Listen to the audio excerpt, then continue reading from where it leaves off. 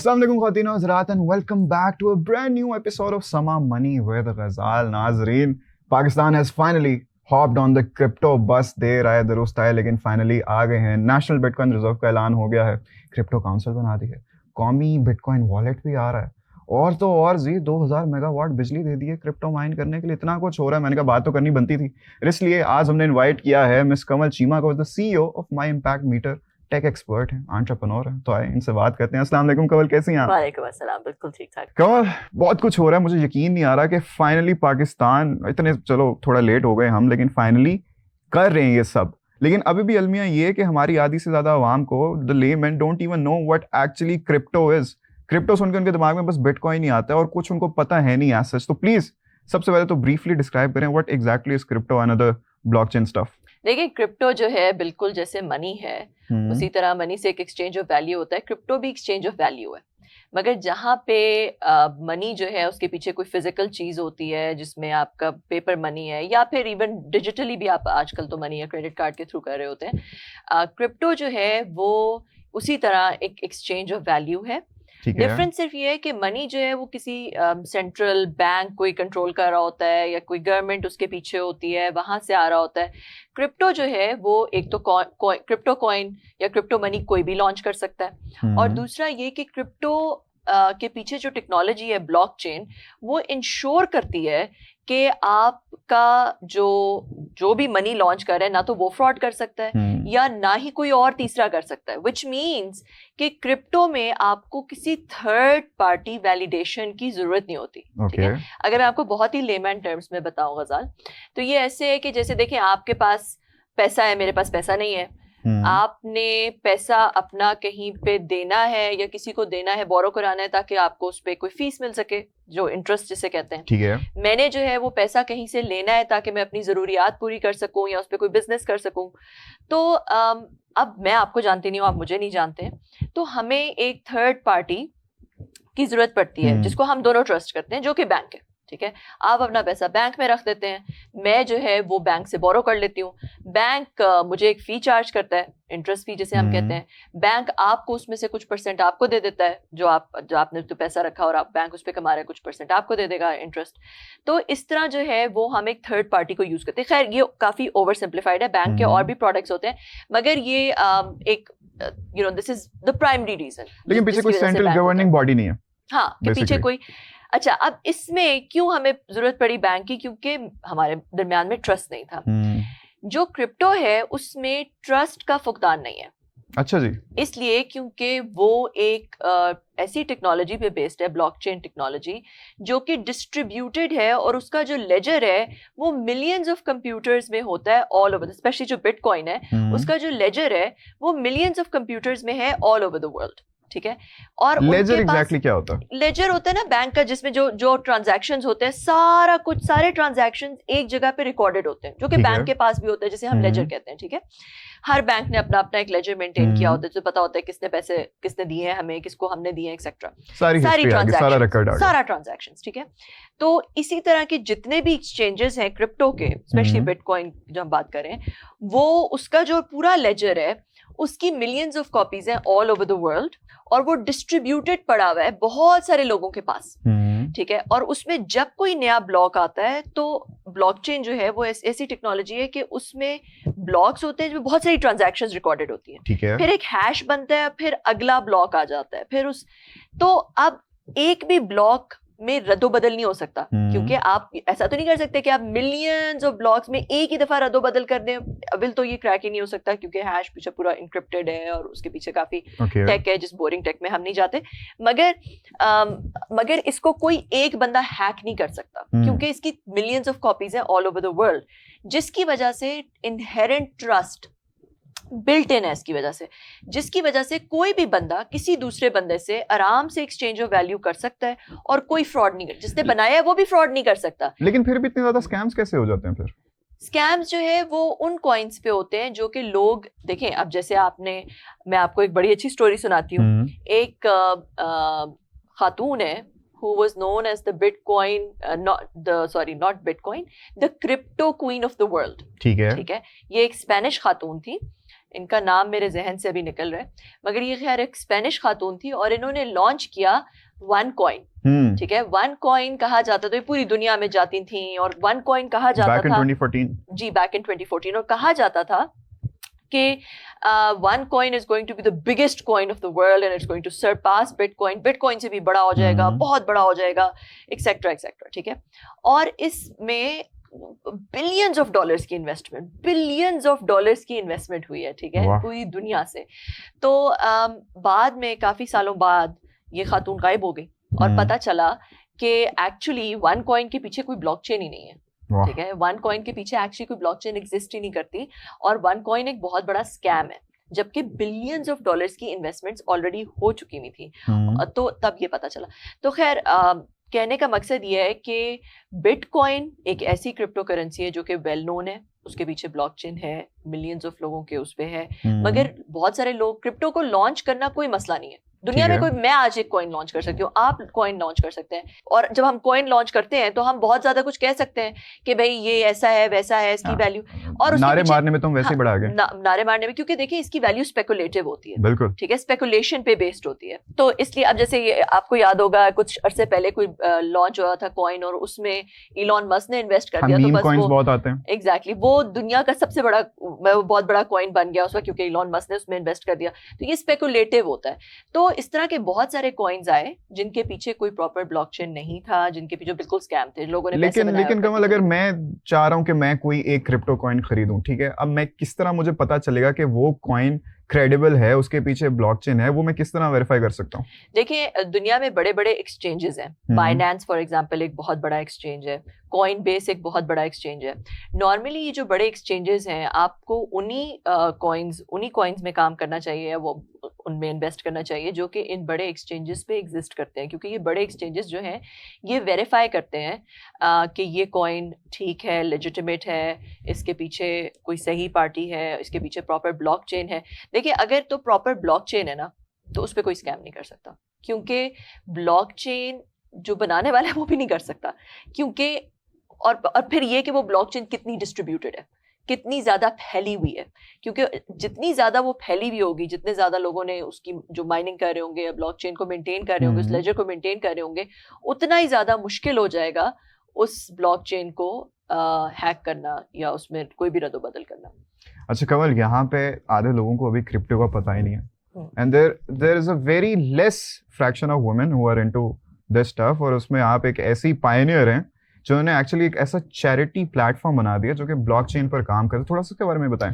जी देखिए, हमारा जो माई इम्पैक्ट मीटर जो चैरिटी प्लेटफॉर्म है, दुनिया का एक ऐसा चैरिटी प्लेटफॉर्म है, बहुत सारे उसमें ऐसी चीज़ें जो कि दुनिया में इस वक्त कोई भी नहीं कर रहा। एक तो वो मॉल ऑफ एनजीओज है, पाकिस्तान की 100 से ज़्यादा एनजीओज हैं, वहाँ पे सारे उनके कॉजेज वगैरह आप एक ही जगह से सारी चैरिटी कर सकते हैं। फिर वो सोशल मीडिया भी है ऑफ चैरिटी का। फिर आप लोगों को डिजिटल वाउचर्स दे सकते हैं, राशन के, एजुकेशन के, जहाँ पे उन्हें पैसा नहीं मिलता, सर्विस मिलती है। तो ये माई इम्पैक्ट मीटर आप डाउनलोड कर सकते हैं फ्रॉम एप्पल ऐप स्टोर और गूगल प्ले स्टोर। ठीक है। एक चीज जो हमने इसके अंदर की है वो ये हमने किया है कि जो भी ट्रांजैक्शन होती है, ताकि कोई भी फ्रॉड ना कर सके, उसके पीछे हम एक ब्लॉकचेन डेवलप कर रहे हैं। ठीक है, तो वो ब्लॉकचेन डेवलपमेंट में है कि जिसमें सारी ट्रांजैक्शंस, सारा कुछ जो है वो, जैसे कि मैंने कहा, जो डेवलप करता है वो भी नहीं उसको हैक कर सकता, कुछ भी कर सकता, क्यों, सारा कुछ जो है वो ब्लॉकचेन के पीछे रिकॉर्डेड हो। और अभी जब लोग उसके माई इम्पैक्ट मीटर के थ्रू चैरिटी करते हैं तो उन्हें हम इम्पैक्ट क्रेडिट्स भी देते हैं, और कल को हम ये चाहते हैं कि उस इम्पैक्ट क्रेडिट को हम लॉन्च कर सकें as a coin as well, जिसकी प्रूफ ऑफ चैरिटी बेस्ड हो, which is going to create a new motivation system, जिसमें लोग जो है वो चैरिटी करके उनको वो ज्यादा कॉइन मिलेगा। So they will become, you know, they will have more of that, मतलब चैरिटी और गुड और ह्यूमन प्रोस्पेरिटी के पीछे एक मोटिवेशन सिस्टम बनेगा। हमने फाइनली बिटकॉइन नेशनल रिजर्व का ऐलान कर दिया, तो ये एक स्टेप जो है, इससे कितनी इन्वेस्टमेंट आ सकती है? फॉर कॉन्टेक्स्ट मैं आपको कहता हूँ कि यूएई ने 2023 टू 24 में जब ये सारा किया था तो उनको एक साल में $30 अरब की इन्वेस्टमेंट आ गई थी। तो पाकिस्तान के पास कितनी बड़ी इन्वेस्टमेंट आ सकती है? देखो, सबसे पहले तो ये कि एक जो बहुत खुश आइंद बात है वो ये कि पाकिस्तान, एटलीस्ट मेरे नॉलेज में, दुनिया का दूसरा मुल्क है जिसने ये कहा है कि बिटकॉइन का हम रिजर्व बनाएंगे। ठीक है, पहले ये डोनाल्ड ट्रंप ने कहा था अमेरिका में, और अब पाकिस्तान ने कहा है। अच्छा, पहले इस पे बात कर लेते हैं छोटी सी। ठीक है। दुनिया में इस वक्त सिर्फ 7 से 9 मुल्क हैं जो कि बिटकॉइन को किसी ना किसी तरह से मानते हैं, या कोई ना कोई वो रेगुलेटरी फ्रेमवर्क लेकर आए हुए हैं, क्रिप्टो को किसी ना किसी तरह से मानते हैं, सिर्फ 7 से 9। और एक वजह बहुत बड़ी जिसकी वजह से बिटकॉइन या कोई भी और क्रिप्टो करेंसी दुनिया की गवर्नमेंट्स ने और मुल्कों ने एक्सेप्ट नहीं किया या बैंक्स ने एक्सेप्ट नहीं किया, वजह ये है कि उनकी ऑटोनॉमी खत्म हो जाती है ना, उनका कंट्रोल खत्म हो जाता है, क्योंकि मैंने जैसे कहा कि कोई सेंट्रल कंट्रोल की जरूरत नहीं है, तो डिस्ट्रीब्यूटेड सिस्टम है। और दूसरा ये कि इसके अंदर एनोनिमिटी है, जब भी कोई ट्रांजैक्शन करता है आपको उसका नाम नहीं पता चलता, आपको नहीं पता कि वो कौन है, फुल एनोनिमिटी है इसके पीछे, जिसकी वजह से हमने देखा कि बिटकॉइन जो है वो बहुत सारी ऐसी चीज़ों में या एक्टिविटीज़ में यूज़ हुआ जो कि जहाँ पे लोगों को एनोनिमस होना बेनिफिशियल है, स्मगलिंग में, टेररिज्म में, प्लस ऐसे मुल्कों में जहाँ पे एम्बार्गोज लगे हुए हैं या सैंक्शंस लगी हुई हैं, जहाँ पे वॉर हो रही है, पैलेस्टाइन में बहुत ज़्यादा बिटकॉइन में ट्रांजैक्शंस होती हैं, यूक्रेन में बहुत सारी ट्रांजैक्शंस, तो इस तरह जो है वो bitcoin because of its nature के एनोनिमस है, तो इस वजह से इन मुल्कों में। अच्छा, इसी पे क्योंकि नेशनल जब रिजर्व भी बना है बिटकॉइन का, तब उसके बाद पार्लियामेंटेरियंस ने भी बड़ा ज़्यादा ये तहफ़्फ़ुज़ात का इजहार किया कि देखिए आपने ये तो बना दिया, लेकिन अभी तक इसमें कोई सेफ्टी रेगुलेशंस नहीं है, अभी भी लोगों को अवेयरनेस नहीं है। उनका ये था कि भाई इससे तो सारे डॉलर चले जाएंगे। अब जहाँ हर चीज़ के प्रोज होते हैं वहाँ कॉन्स भी होते हैं, और इससे जैसे आपने कहा मनी लॉन्ड्रिंग और दूसरी दीगर ऐसी चीज़ें बड़ी ज़्यादा हो सकती हैं, तो उनको कैसे रोकें? देखिए, इसी के लिए फ्रेमवर्क्स बनाने होंगे और हम उन मुल्कों की तरफ देख सकते हैं जिन्होंने इस तरह के फ्रेमवर्क्स बनाए। पाकिस्तान में देखें, ये तो हम कह ही नहीं सकते कि पाकिस्तान की जो बिटकॉइन इकोनॉमी है, जो क्रिप्टो करेंसी की ट्रांजैक्शंस हैं, दे एक्सीड $300 बिलियन। $300 billion dollars. हम $3 बिलियन के लिए IMF के आगे जाते हैं। $300 बिलियन की ट्रांजैक्शंस हैं, प्लस 25 मिलियन लोग हैं पाकिस्तानी ऑलरेडी जो कि या तो ट्रेडिंग करते हैं या कुछ और करते हैं, खरीदते हैं, इन्वेस्ट करते हैं या माइनिंग करते हैं। तो इस वजह से जो है ये government is already late to the party, very late, the government is already very very late to the party. तो अब इनको आना ही था, और दुनिया की governments are late to the party, क्योंकि 2009 से बिटकॉइन तो चल रहा है, ठीक है, तो अब जो है वो, या उससे भी पहले से, तो अब जो है वो रिकग्नाइज पहली दफा होना शुरू हो गया। हम जब रिजर्व की बात कर रहे थे उस पर दोबारा आते हैं कि देखें, रिजर्व मुल्क तो रखते ही हैं, बड़े बड़े मुल्क जो हैं वो डिफरेंट चीज़ों के रिजर्व बनाते हैं, या तो गोल्ड के रिजर्व्स बनाते हैं, फॉरेन करेंसीज के रिजर्व्स बनाते हैं, डॉलर के रिजर्व्स बनाते हैं, एक्सेट्रा। तो जो गोल्ड है वो obviously heavy precious metal carry करना मुश्किल, एक्सेट्रा। जो मनी है, जो डॉलर है या कोई फॉरेन करेंसीज हैं, देर ऑलवेज जैसे उनकी सेंट्रल अथॉरिटी है, dependent on another foreign government, sanctions बहुत ज़्यादा लग सकती हैं, there prone to all these other sanctions and other things, ठीक है। अच्छा, जो बिटकॉइन है, जैसे कि मैंने कहा, पीयर टू पीयर एक्सचेंज है, कोई उसे कंट्रोल नहीं करता, it's not prone to all these sanctions and everything. हाँ, ये ज़रूर है कि स्पेकुलेटिव है और वॉलेटाइल है और उसकी कीमत ऊपर नीचे बहुत ज़्यादा होती है, मगर पाकिस्तान ने ये कहा कि हम उसका रिजर्व बनाएंगे, विच मीन्स हम उसको सेल नहीं करेंगे, विच मीन्स हम उसको बनाना। तो इससे थोड़ी बहुत, अगर दुनिया में ज़्यादा मुल्क ये करना शुरू कर दें, और स्पेशली अमेरिका ने भी, जैसे डोनाल्ड ट्रंप ने भी कहा, तो इसमें ये जो स्पेकुलेटिव नेचर है इसका और ये बहुत ज़्यादा वॉलेटिलिटी वाला चीज़ है, वो भी थोड़ी कम हो जाएगी। देखिए, दुनिया में इस वक्त सिर्फ 21 मिलियन बिटकॉइंस हैं जो कि माइन हो सकते हैं, ठीक है, और इसकी स्केर्सिटी की वजह से ही ये एक इम्पोर्टेंट और वैल्यूबल, देखिए गोल्ड क्यों इतना वैल्यूबल है, क्योंकि स्केर्स है, ठीक है। तो इसी तरह बिटकॉइन में भी वो स्केर्सिटी आ गई कि 21 मिलियन ही है सिर्फ, उससे ज्यादा जो है वो माइन। अच्छा, कल ज्यादा नहीं माइन कर सकते लेकिन हम बिटकॉइन? नहीं, देखिए ना, 21 मिलियन ही है सिर्फ अवेलेबल है जो, ठीक है, उसमें से 20 मिलियन ऑलरेडी माइन हो चुका है, ठीक है। अच्छा, माइनिंग होती क्या है, थोड़ा सा मैं इसको एक्सप्लेन कर दूं पहले कि माइनिंग क्या होती है। माइनिंग ये होती है कि जैसे मैंने आपको बताया कि दुनिया में बहुत सारे लेजर्स हैं, ठीक है, विच मीन्स बहुत सारे बैंक्स हैं, जो कि कोई नॉर्मल आम बंदा भी हो सकता है जिसके पास थोड़ी बहुत कंप्यूट पावर है, बिजली है, वो क्या करता है, वो बिटकॉइन माइनिंग करता है। माइनिंग क्या होती है? माइनिंग ये होती है कि नया ब्लॉक बनाना, ये जो मैंने आपको बताया ना, ब्लॉक चेन है के बाद दूसरा ब्लॉक लग रहा है, एक ब्लॉक में काफी सारी ट्रांजैक्शंस होती हैं, तो नया ब्लॉक उस चेन के अंदर ऐड जो करता है वो कह लें कि वो माइनिंग कर रहा होता है। अब इस ब्लॉक को बनाने के लिए गेसिंग गेम चलती है, ठीक है, जहां पे उन्होंने एक नंबर गेस करना होता है और जो प्रॉब्लम सॉल्व करनी होती है, एक एल्गोरिदम चलता है, जो नंबर पहले गेस कर लेता है वो माइन कर सकता है, वो एक रैंडम नंबर होता है, वो जो गेस कर लेता है वो जो है वो नया ब्लॉक बनाता है, विच मीन्स कि हर दफा कोई नया बंदा होता है, हर दफा कोई नया गेस कर रहा होता है। और एडवांटेज किसको होता है? जिसके पास ज्यादा बिजली है और जिसके पास ज्यादा कंप्यूटेशनल पावर है उसको एडवांटेज होता है, क्योंकि वो ज्यादा एल्गोरिदम रन कर सकता है, वो ज्यादा कंप्यूटेशंस कर सकता है, वो ज्यादा जल्दी गेस कर सकता है, तो इस वजह से उसको एडवांटेज होता है। ठीक है, मतलब माइनिंग के लिए ज्यादा बिजली रिक्वायर्ड होती है, बिजली रिक्वायर्ड होती है, कंप्यूटेशनल पावर रिक्वायर्ड होती है। बिजली सबसे ज्यादा महंगा रिसोर्स है हाँ। जो कि रिक्वायर्ड होता है, और जो माइन कर लेता है उसको फिर बिटकॉइन में अवार्ड मिलता है। ठीक है, तो जब हम ये कहते हैं कि 21 मिलियन है, तो ये माइनर्स को मिल रहे हैं बेसिकली। नया बिटकॉइन इशू होता है हमेशा माइनर्स को, जो माइन करता है उसको फिर बिटकॉइन में अवार्ड मिलता है। ठीक है, माइन करने के लिए the most important and expensive resource is electricity, बिजली। ठीक है, हमारे पाकिस्तान में देखिए एनर्जी सेक्टर वैसे ही माशाल्लाह क्या ही कहूँ मैं, बिजली वैसे ही बड़ी महंगी है, और इसमें एक ये फैक्टर आ जाता है, कुछ लोगों के सवाल भी हैं और खदशात भी हैं कि पहले ही बिजली हमारे यहाँ इतनी महंगी है, तो जब हम उसको ऐसे जैसे 2000 मेगावाट बिजली का ऐलान कर दिया गया कि माइनिंग के लिए इसको साइड पे कर दिया जाएगा, तो उससे कॉस्ट हमारी कहीं आगे चले जाए और हम शायद उससे कम के थोड़े बिटकॉइन माइन कर सकें, क्रिप्टो माइन कर सकें। देखिए, मेरा तो ख्याल है कि ये पाकिस्तान ने बहुत अच्छी चीज की है, क्योंकि वो जो 2000 मेगावाट जो पाकिस्तान बात कर रहा है वो सरप्लस है, वो अच्छा है जो कि ऑलरेडी आईपीपी यूज कर रहे हैं, जाया हो रहे हैं, हम उनको यूज ही नहीं कर रहे। तो अगर हम उनको, वो हमारे लिए संक कॉस्ट है, जैसे कहते हैं ना संक कॉस्ट है, मतलब अगर आप कोई फैक्ट्री वगैरह लगाने लगते हैं तो आपने उसके अंदर कोई ना कोई रॉ मटेरियल डालना होता है, तो आपका एक बहुत इंपॉर्टेंट रॉ मटेरियल जो कि बिजली है आपको मुफ्त में मिल रहा है, जो कि ऑलरेडी सरप्लस में, लेकिन उसके सप्लाई का थोड़ा सा मैकेनिज्म तो बनाना पड़ेगा ना उसके लिए।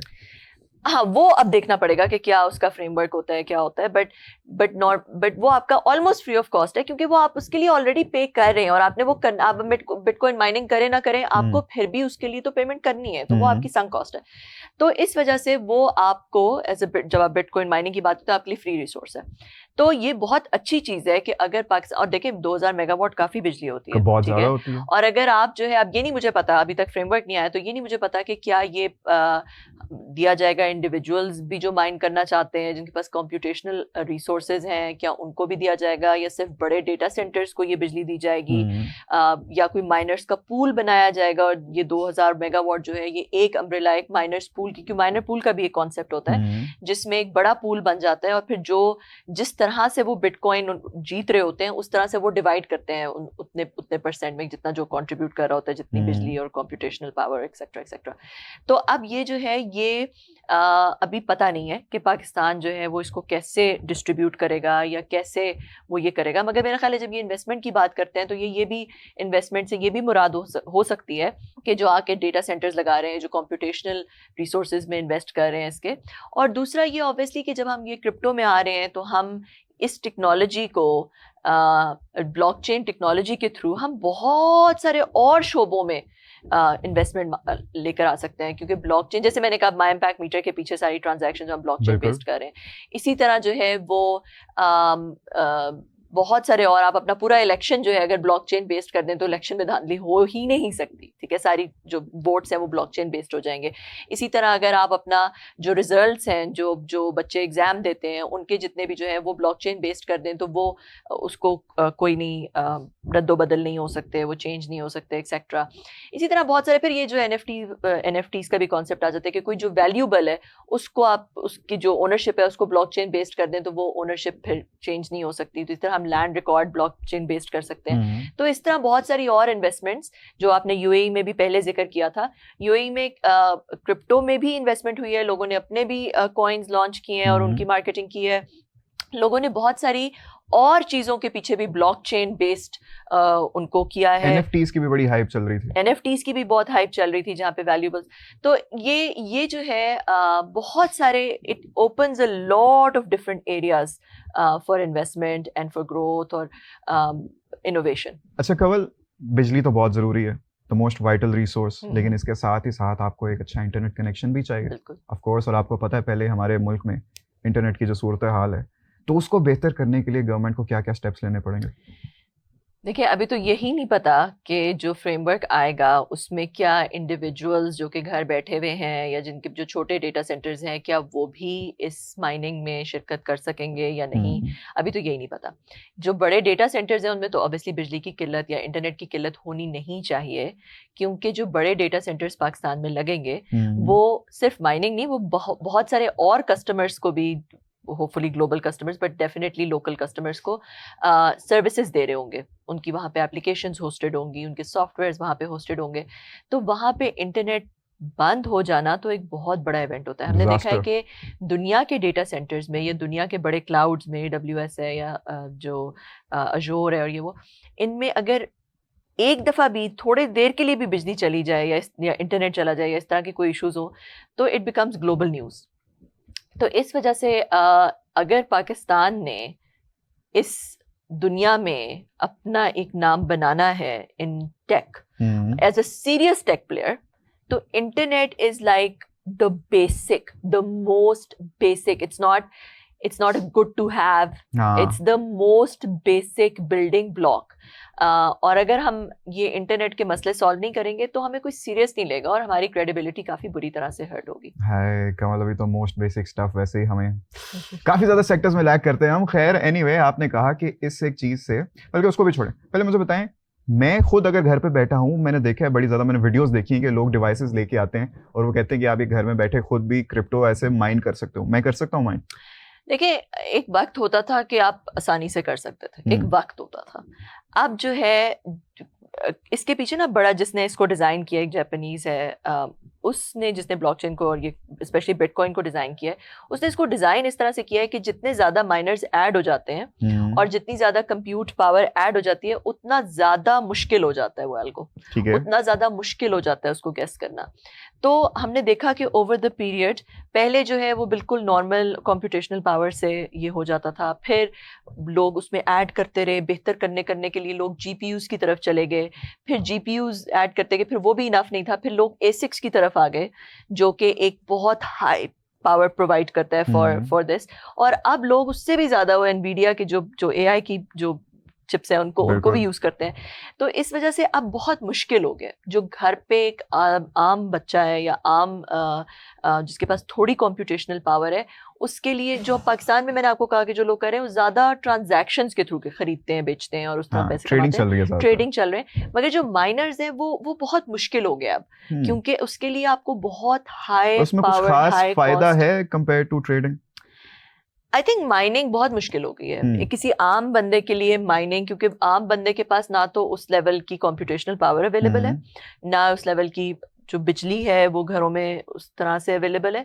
तो और जैसे कि मैंने कहा, वो जैसे जैसे ज़्यादा माइनर्स ऐड होते हैं मुश्किल, तो अब वो बहुत मुश्किल हो गया। और इसकी जो इकोनॉमिक्स है कि कितना आप जो आप स्पेंड कर रहे हैं और फिर जो आपको माइनिंग में बिटकॉइन मिल रहा है, उसकी जो वैल्यू और कह लो कि वो इकोनॉमिक्स है, वो कुछ अभी आजकल सेंस नहीं बनाती for a home owner with very limited resources. Sense बनती है अगर आप एक लार्जर स्केल पे काम करें, आपके पास डेटा सेंटर है, आपके पास सफिशिएंट कंप्यूटिंग पावर है, आपके पास अनइंटरप्टेड बिजली है ज़्यादा है, तो फिर it makes more sense. If you have too much पैसा कर लो, I mean, and most of us do not have too much. Exactly. तो जैसे पाकिस्तानी गवर्नमेंट कर रही है, गवर्नमेंट लेवल पे जो इनिशिएटिव 2000 मेगावाट दे रहे हैं, they can definitely, मतलब they can definitely, वो जो बिजली जाया हो रही थी अब फाइनली उसका कोई यूज कर रहे हो। हम तो यहाँ पे बैठ के रोते थक गए। खैर, ज्यादातर लोग माइन नहीं कर सकते, which is why वो ट्रेडिंग की तरफ जाते हैं, क्योंकि वो एक बेहतर ऑप्शन है। अब ट्रेडिंग में भी दो तरह की ट्रेडिंग्स आ जाती हैं, एक वो स्पॉट ट्रेडिंग होती है मेरे ख्याल से, और एक जरा लॉन्ग टर्म में आ जाती है। उसका थोड़ा सा डिफरेंस बताएं। देखिए, स्पॉट ट्रेडिंग होती है कि आपने अभी एक खरीदा और उसी वक्त उसकी थोड़ी सी वैल्यू बढ़ी, आपने बेच दिया, ठीक है, quick and it's you're on it all the time, ठीक है। तो उसमें वो थोड़ा, वो बड़े लोग कहते हैं गैम्बलिंग वाला फैक्टर आ जाता है। अब ये देखो, अपनी अपनी फिलॉसफीज है, ठीक है, कि बस जो ही आपने खरीदा उसी वक्त बड़ी प्राइस, उसी वक्त आपने बेच दी। जो लॉन्ग टर्म है, सम पीपल अंडरस्टैंड कि भाई देखो, ह्यूमैनिटी ने इवॉल्व करना है, और जैसे हर चीज़ डेमोक्रेटाइज हो रही है, इंटरनेट ने इंफॉर्मेशन को डेमोक्रेटाइज कर दिया, और ऐप स्टोर्स ने, इन्होंने सॉफ्टवेयर्स को, एप्लीकेशंस को डेमोक्रेटाइज कर दिया। तो इस तरह से और बहुत सारे एग्जांपल्स हैं आपके पास। ऊबर जैसी एप्लीकेशंस ने पूरी टैक्सी इंडस्ट्री को डेमोक्रेटाइज कर दिया, नेटफ्लिक्स ने स्ट्रीमिंग को डेमोक्रेटाइज कर दिया। तो इस तरह जो है वो इवेंचुअली एक्सचेंज ऑफ वैल्यू ने भी इवेंचुअली डेमोक्रेटाइज होना ही है। उसके ऊपर जो इस तरह के लोग बैठे हुए हैं, जो कि बैंक्स और गवर्नमेंट्स इवेंचुअली जो मोनोपोली करके बैठे हुए हैं। अब देखो ना, इंटरनेशनल रेमिटेंस की बात करते हैं, अगर मैंने किसी को अमेरिका में पैसे भेजने हैं, पहले वो यहाँ वाला बैंक काटेगा, फिर ट्रांजैक्शन फी होगी, फिर वहाँ वाला बैंक काटेगा, फिर स्टॉप आ फिर गया, उसके बाद जो है वो उसमें जो कटौतियां अलग हो गई। कटौतियां लगेंगी, रेमिटेंस फीस होगी, फिर उसके कन्वर्जन में काट लेंगे, फिर उसके बाद और दिन भी 6 लेंगे, ठीक है, दिन भी 6 लेंगे डालने में। अब जब आप वही काम बिटकॉइन पे एक्सचेंज करेंगे, one stop transaction, instant, no cuts या बहुत थोड़ी फीस, ठीक है, तो चाहे आप लोकल करें इंटरनेशनल करें सेम है, ठीक है। तो why would somebody not do it in that? Eventually देखो ह्यूमैनिटी इवेंचुअली जो है ना, they move towards easier things. फिर आपका कोई केवाईसी नहीं, अगर आपके पास फोन है ना, जो नई हमारी जनरेशन है वो तो फोन पे चलती है। अगर आपके पास एक फोन है उसमें आपने वॉलेट डालना है, यूर ऑन बिटकॉइन, आप बिटकॉइन एक्सचेंज पाकिस्तान में बैठ के कौन से प्लेटफॉर्म्स काम कर रहे हैं? आप कोई भी जो है वो बिटकॉइन एक्सचेंज कर सकते हैं, just if you have a phone, ठीक है। तो इस वजह से जो है वो फ्रिक्शनलेस हो रहा है, विच मीन्स कि जब अगर फ्रिक्शनलेस हो रहा है तो विच मीन्स कि आपने इवेंचुअली इसने अडॉप्ट होना ही होना है, इवेंचुअली इसने मेन स्ट्रीम होना ही होना है, sooner you do it the better, sooner. तो इस वजह से कुछ लोग बिटकॉइन खरीद के रख देते हैं, वो सोचते हैं कि भाई कभी ना कभी इसकी वैल्यू बहुत ज़्यादा बढ़ेगी, स्पेशली जब जैसे मैंने कहा 20 मिलियन कॉइन माइन हो चुके हैं, सिर्फ 1 मिलियन रह गए हैं। स्पेशली जब सारे कॉइन्स माइन हो चुके होंगे और नए नहीं होंगे, तो जो अभी कॉइन्स हैं उनकी वैल्यू बहुत बढ़ जाएगी। तो ये जो है वो लॉन्ग टर्म इन्वेस्टर्स का व्यू है और उन्होंने बिटकॉइन लेके रख दिया हुआ है। और जो कोई रिजर्व कंट्री बनाएगी, जैसे पाकिस्तान अब बना रहा है, तो पाकिस्तान का भी यही व्यू है कि हम लेंगे और हम कभी भी नहीं बेचेंगे, रख देंगे।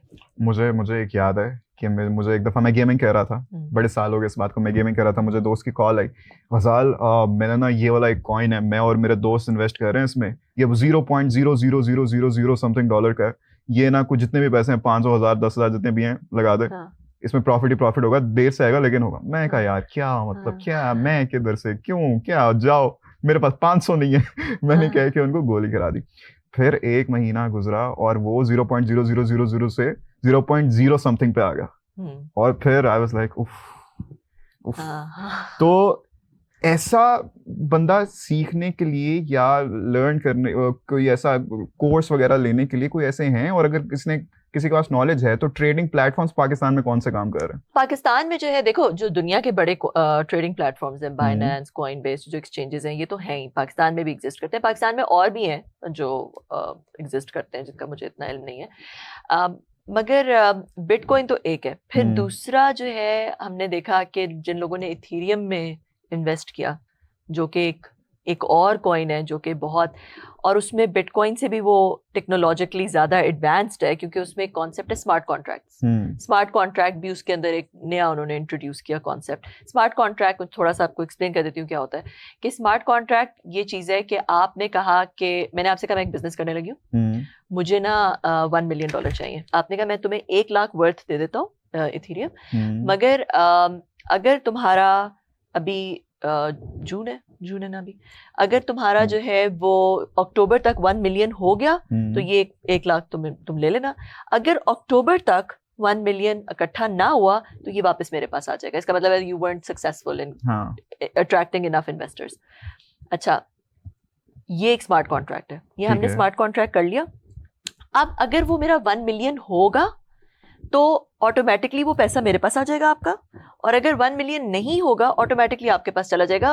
किसी को कुछ करने की जरूरत नहीं है, कोई फ्रॉड भी नहीं कर सकता, मैं नहीं कर सकती फ्रॉड, आप नहीं कर सकते फ्रॉड। 1 मिलियन होगा तो मेरे पास आएगा, 1 मिलियन नहीं होगा आपके पास वापस चला जाएगा। No loss. ये एक स्मार्ट कॉन्ट्रैक्ट है, किसी का कोई लॉस नहीं हुआ, किसी ने उसको फॉलो अप करने की कोशिश नहीं की, किसी ने देखने की कोशिश नहीं की, कोई सच झूठ नहीं है, कॉन्ट्रैक्ट में लिखा हुआ है और वो ऑटोमेटिकली होगा, ठीक है।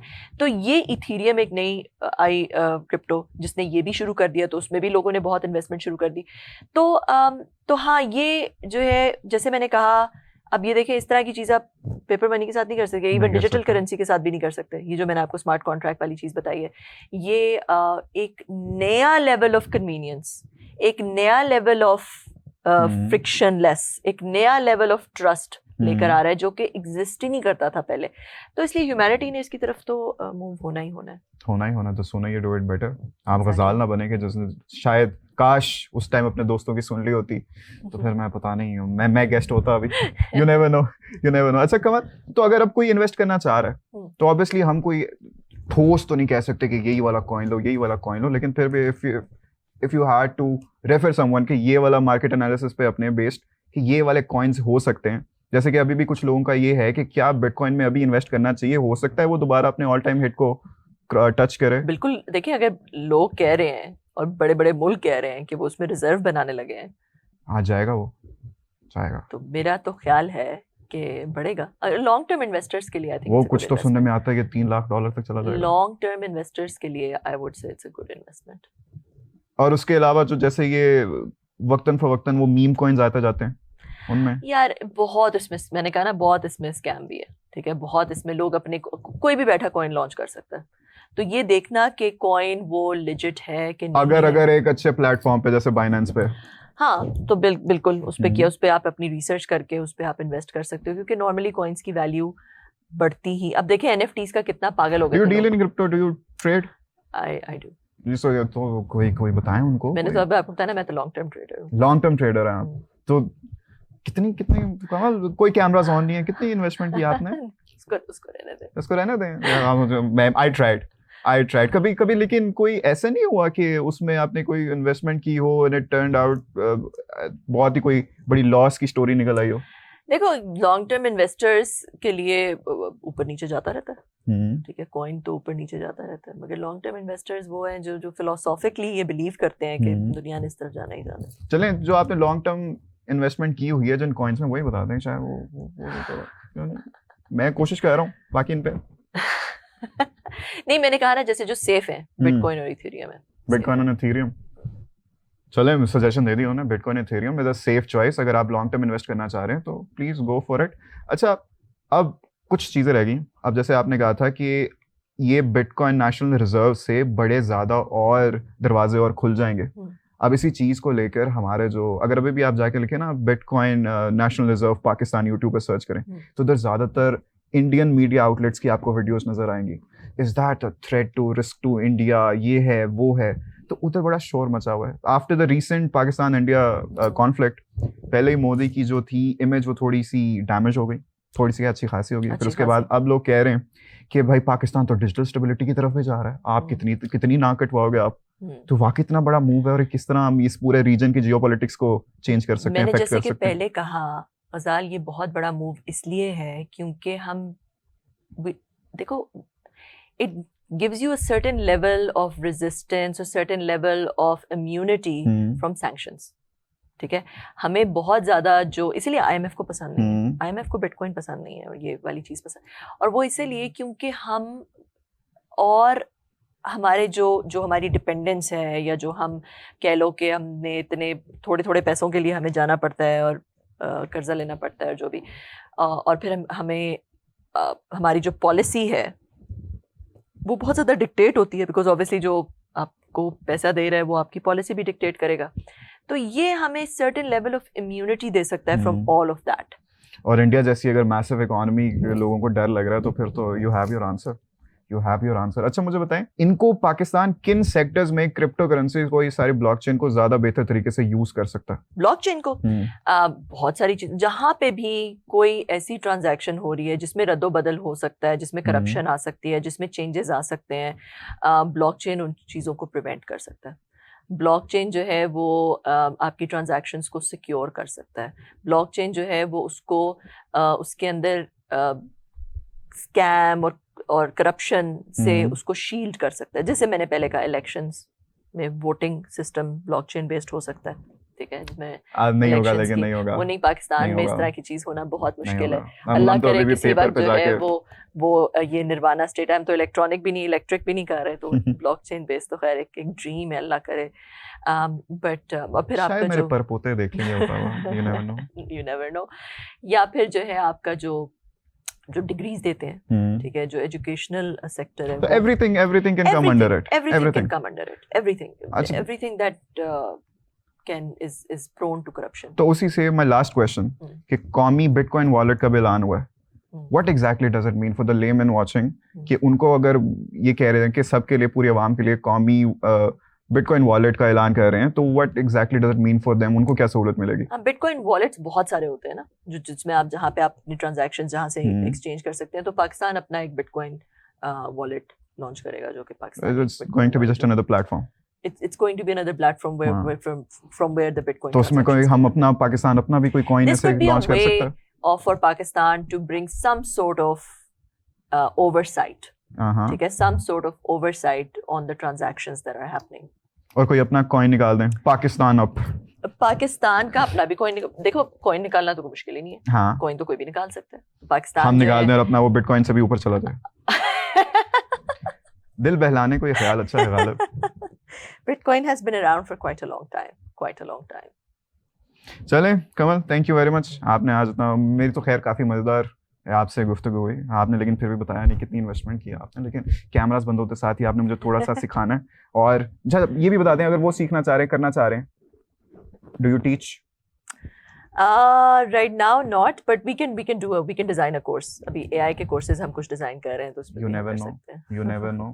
अगर कमल ऐसा करती हैं तो you can always search it up, और आपके लिए फ़ायदा ही होगा। मैं बता रहा हूँ कि मुझे लग रहा है she has invested pretty decent amount, बाकी वो बताएंगी नहीं। खैर Kamal, once again thank you very much. Thank you so और आप much. लोगों का भी बहुत बहुत शुक्रिया आज की एपिसोड देखने का। मुलाकात होंगी द नेक्स्ट वन। अल्लाह हाफ़िज़।